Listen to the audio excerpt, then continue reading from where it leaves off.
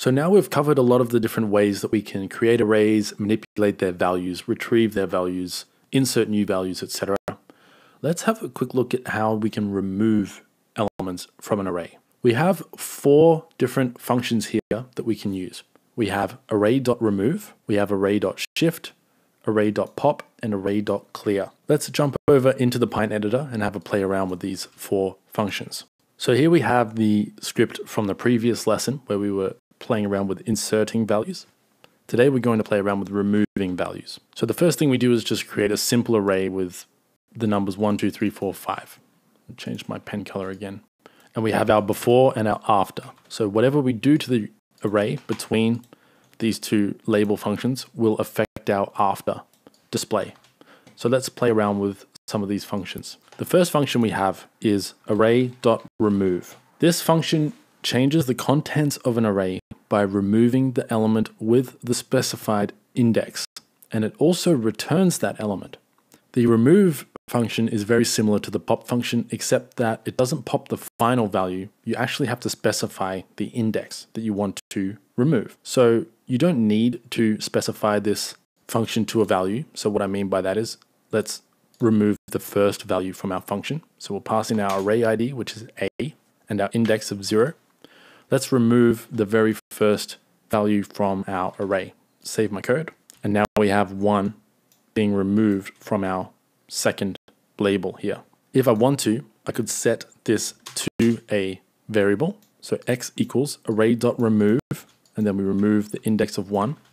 Let's throw on a tooltip to this second label, and we'll say x equals plus str.toString x.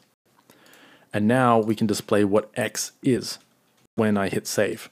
So now I've saved the code, hover over this label, says there x equals 1. So now we have removed the first element of our array and assigned it to a variable so that we can do whatever we need to do with that array variable. The next function we have to work with is array.shift.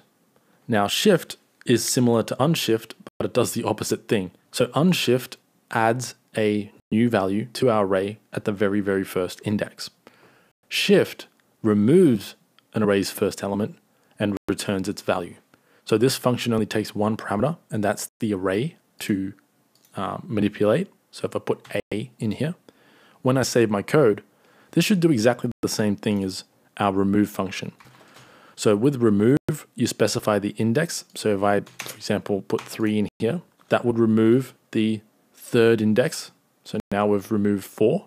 And if I hover over it, it'll say x equals 4.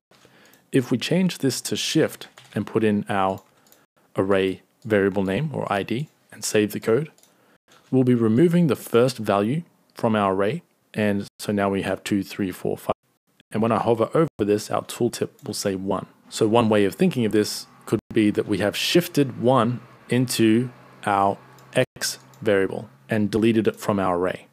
And then we end up with this, and x is now set to that initial value.